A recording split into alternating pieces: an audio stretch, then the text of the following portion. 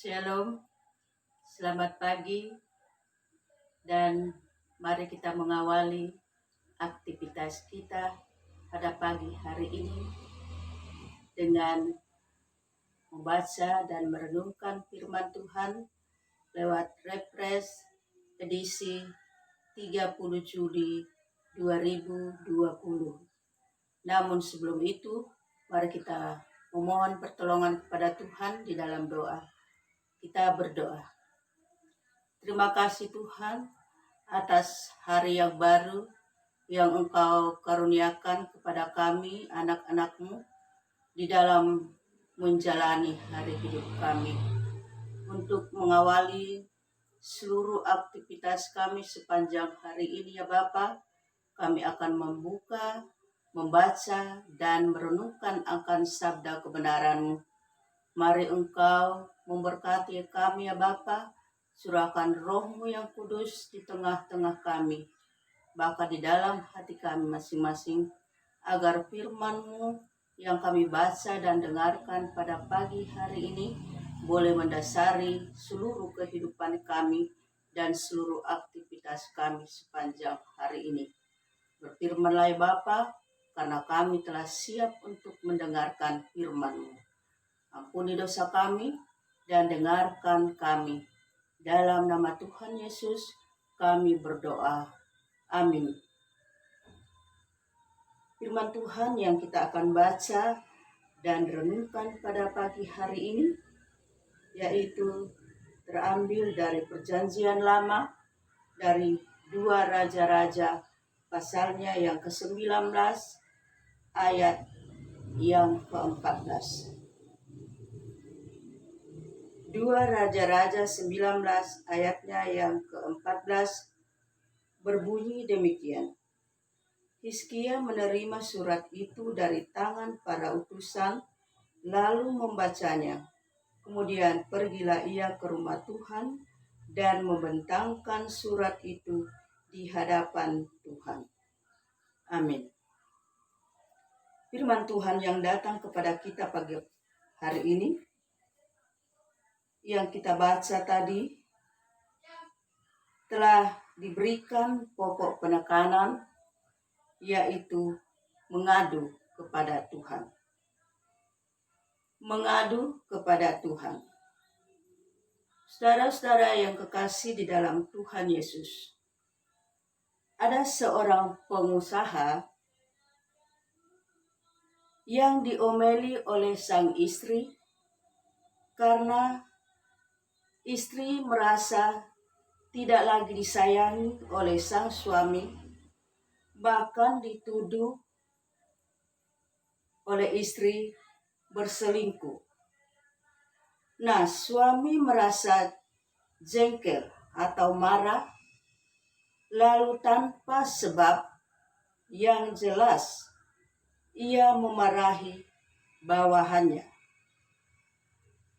Karena bawahan ini merasa tidak bersalah, lalu atasannya ini atau si bos ini suka marah kepada bawahannya, maka otomatis sang bawahan ini merasa stres. Lalu karena sang bawahan ini merasa stres, dia pulang ke rumah membawa kemarahannya. Sesampai di rumah,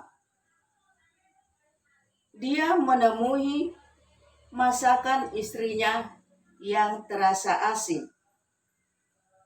Lalu dengan adanya masakan istrinya yang terasa asin ini, maka disinilah atau hal inilah yang memicu kemarahan sang suami kepada istrinya. Dari hal tersebut, sang istri tidak mau menerima sang suami yang memarahi istrinya. Namun, si istri ini tidak takut atau tidak berani untuk melawan. Nah, kemudian setelah itu anak laki-laki mereka datang ke rumah. Dia pulang bermain, lalu pakaian si anak ini penuh dengan lumpur. Lalu anak ini juga kena jewer atau kena marah dari bapaknya.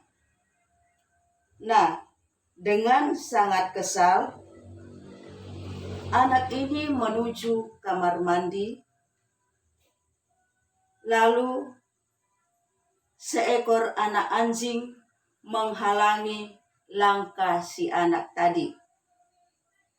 Dengan geram, anak anjing itu disepak atau ditendang seperti bola, lalu terlempar dan menimpa sebuah guci. Lalu guci tersebut pecah berantakan. Saudara-saudara yang kekasih di dalam Tuhan Yesus, kira-kira sampai di mana atau sampai kapan efek kemarahan itu mengakibatkan banyak masalah di dalam kehidupan mereka? Bisa saja hal ini dapat menjadi atau dapat membuat keributan di sekitar banyak orang. Padahal sumber atau masalahnya tadi adalah sikap manja atau sikap kecurigaan istri kepada sang suami atau kepada bos tadi ini, dan saat itu mungkin mereka telah menyelesaikan persoalan mereka dan mereka kembali hidup bersama. Sementara orang yang lain masih dalam keributan membicarakan hal yang terjadi tadi. Lain halnya dengan Hizkia. Mendengar pernyataan yang sangat menyakitkan dari Sanherib, di mana nama Allah ikut dihina. Hizkia yang saat itu masih dipusingkan dengan perang di mana-mana, tidak memberi reaksi pribadi yang berlebihan terhadap hal tersebut. Dia justru langsung datang membentangkan masalah itu di hadapan Tuhan, sebagaimana yang kita baca tadi dalam pembacaan kita. Dia mengadu kepada Tuhan dan menyampaikan semua pergumulannya kepada Tuhan. Saudara-saudara yang kekasih dalam Tuhan, dalam kehidupan kita sehari-hari, kita tidak luput dari berbagai situasi yang mengakibatkan atau yang menjengkelkan dan mengundang kemarahan kita. Jikalau kita mau jujur, dikatakan bahwa respon yang paling cepat dan mudah di dalam kehidupan kita, di dalam menjalani masalah-masalah itu adalah kita marah, juga kita menangis, atau kita dapat melarikan diri. Namun cara yang ditempuh oleh Hizkia menjadi pelajaran yang berharga buat kita. Dia datang berlutut di hadapan Tuhan, mengadukan semua pergumulan hidup yang dia alami. Saudara-saudara yang kekasih dalam Tuhan, dalam menyelesaikan sesuatu masalah, orang sering mengatakan, jangan pakai dengkul atau lutut, tetapi pakailah otak atau pemikiran yang sehat untuk mengalami dan menjalani masalah dalam kehidupan kita. Namun apakah tidak sebaliknya kita memakai kedua-duanya? Kita pakai dengkul untuk berlutut di hadapan Tuhan, dan kita pakai otak untuk berpikir dengan sehat. Amin, firman Tuhan. Mari kita berdoa. Terima kasih Tuhan atas waktu yang Engkau sudah berikan kepada kami, di mana kami sudah menerima sabda kebenaran-Mu. Biarlah ya Tuhan, firman-Mu yang kami dengarkan pada pagi hari ini boleh mendasari kehidupan kami di dalam menjalani hari hidup kami sepanjang hari ini.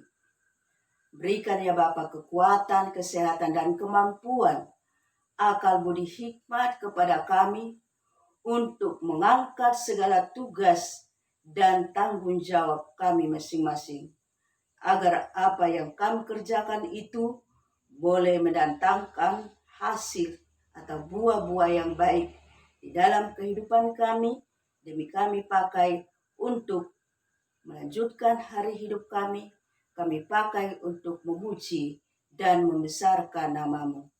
Ya Bapa di dalam surga, kami berdoa buat anggota jemaat-Mu di dalam pergumulan kehidupan mereka masing-masing.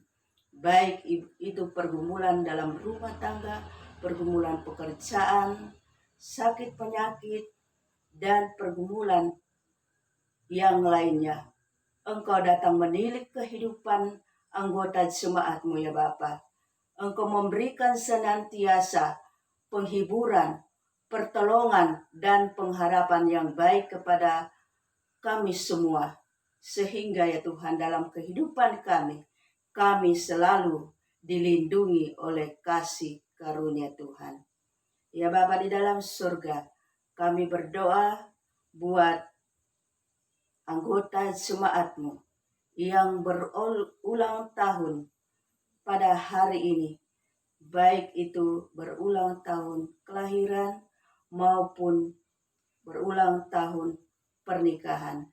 Engkau sempurnakan sukacita mereka ya Bapa, sehingga di dalam mengalami berkat pemeliharaan Tuhan, selalu mereka menyerahkan diri sepenuhnya dan pengharapan sepenuhnya hanya di dalam tangan kuasa-Mu.